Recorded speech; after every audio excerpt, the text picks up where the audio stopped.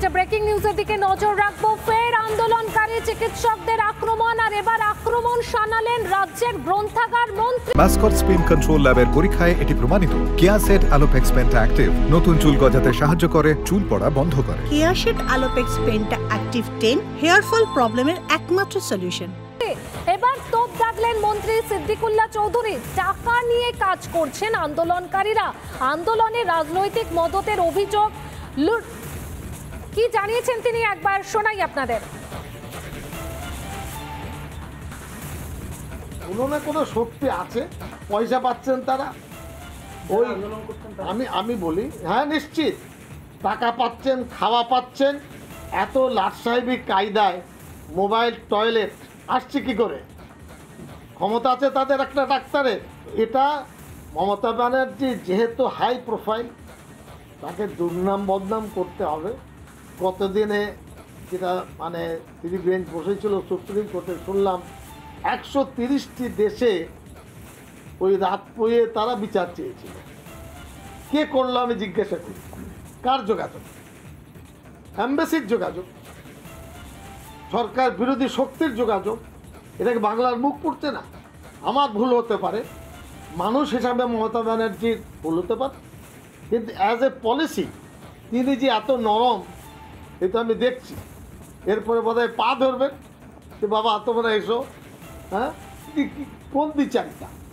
যারা করছেন অন্যায় করছেন, বাংলার মানুষকে ধৈর্যের পরীক্ষা নিচ্ছেন, এই ধৈর্যের পরীক্ষা নেবেন না। বিজেপি সাংসদ শ্রমিক ভট্টাচার্য এই মুহূর্তে আমাদের সঙ্গে রয়েছেন। শ্রমিক বাবু, আমরা প্রত্যেক দিনই দেখছি যে সাধারণ মানুষ স্বতঃস্ফূর্তভাবে চিকিৎসকদের আন্দোলনে যোগ দিচ্ছেন, কিন্তু গ্রন্থাগার মন্ত্রী তিনি বলছেন এই আন্দোলনে নাকি রাজনৈতিক মদত রয়েছে, লাট সাহেবী কায়দায় আন্দোলন হচ্ছে। আপনারা কি মদত দিচ্ছেন? দেখুন, এই স্বতঃস্ফূর্ত গণ আন্দোলন যেভাবে মানুষ রাস্তায় নেমেছে, দল মত নির্বিশেষে সমস্ত রাজনৈতিক বেড়াজালকে ভেঙে দিয়ে একসঙ্গে পায়ে পায়ে মিলিয়ে হেঁটেছেন। মহিলারা নেমেছেন রাস্তায়, জুনিয়র ডাক্তাররা আন্দোলন করছেন। তারা তো অরাজনৈতিক ভাবেই আন্দোলন করছেন। এখনো পর্যন্ত তারা তো কোনো রাজনৈতিক দলের পতাকা নেননি, এটা ঠিকই। তাদের মধ্যে রাজনৈতিক মতাদর্শগত চিন্তাভাবনা থাকে, সেটা সুস্থ স্বাভাবিক। যে কোনো সচেতন মানুষেরই একটা রাজনৈতিক মন থাকে, একটা নির্দিষ্ট রাজনৈতিক দল বা কোনো রাজনৈতিক মতবাদের প্রতি বিশ্বাস থাকে। কিন্তু এখানে তো আন্দোলন যেটা হচ্ছে, সেই আন্দোলনকে ঐক্যবদ্ধভাবে সবাই আন্দোলন করছে, একই সুরে কথা বলছে।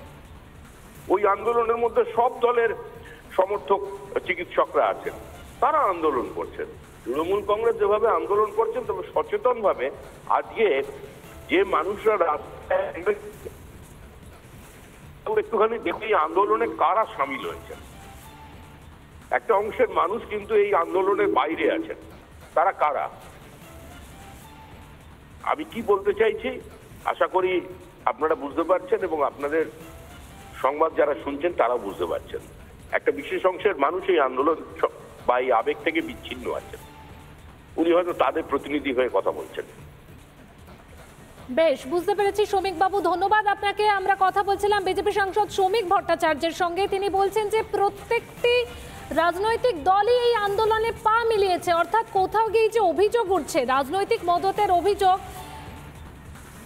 লাট সাহেবী কায়দায় আন্দোলন, এমনটাই কিন্তু তোপ দেখেছেন গ্রন্থাগার মন্ত্রী।